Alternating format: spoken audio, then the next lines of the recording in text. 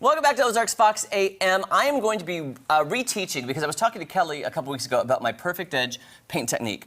So I went back and looked, and I posted my original video of this technique I created 11 years ago. Wow. 11. You must have been just like 8 years old. I was 8. 8 years old. Yes. Well, I looked back because I hadn't looked at it. I used to post to YouTube all the time, and I hadn't.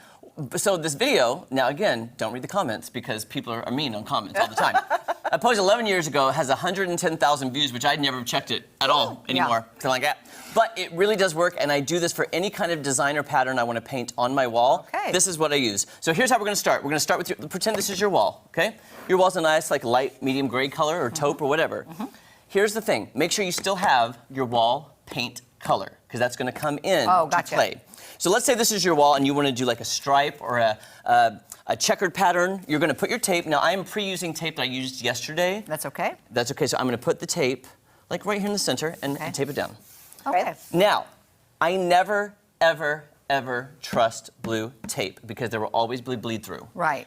This is a false sense of security. Do you trust tape of any kind? I don't. No, I really don't. So it could be green and you don't trust it? I don't trust the frog tape. I don't trust the tape. Okay. Once you put your pattern up, use your same wall color and paint over the seam. Over the tape. Paint over the tape, because if there's any bleed through now, guess what? It's going to be the wall color and you're not going to see it.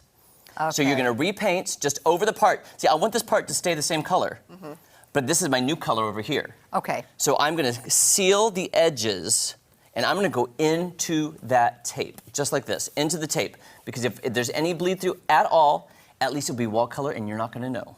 Okay. Okay? So after you seal that, here's one that's already done. I did this yesterday, and it's already dry. Okay. So now let's say we're going to take our new accent color, which let's use a black. Okay.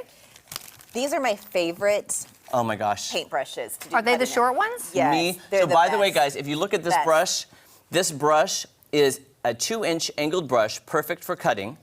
And the rubber handle makes it bend with your hand, and it's not stiff. There's also one for staining with a teal blue handle that I am in love with, and it gives you never done that one. It gives you the most perfect finish.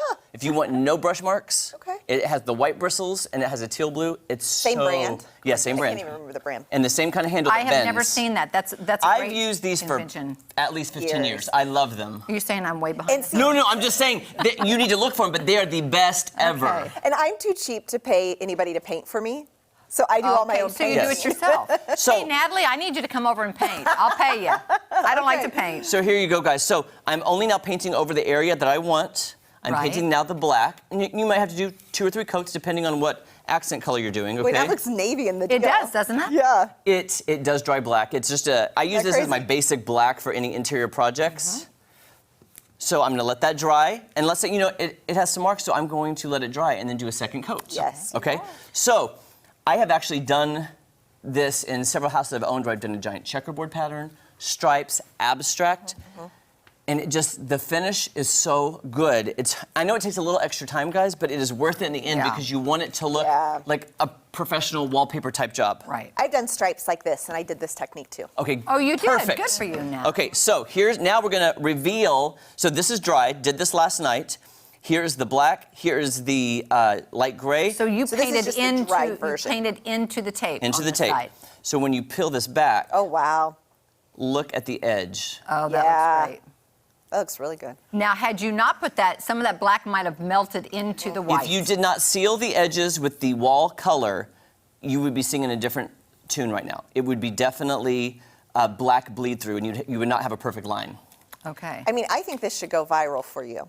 I posted about I think my YouTube said 11 years ago, but that's an actual perfect stripe. So you could do stripes, anything you can do with tape on your wall, as long as you seal the tape edges with your wall color and then add your accent color, you're going to have that perfect look. My favorite thing I ever did was a checkerboard pattern in green and white in this kitchen, and it was so much fun on an accent wall. You did the whole kitchen? I did the whole wall. Just one accent wall. Okay. And it was. Get a picture and show I us. should have. I do have one. Yes. I should. Okay, that I will was show you. interesting to see. Do you do this technique when you cut in the ceiling? Now here's my thing with ceilings. I never use tape.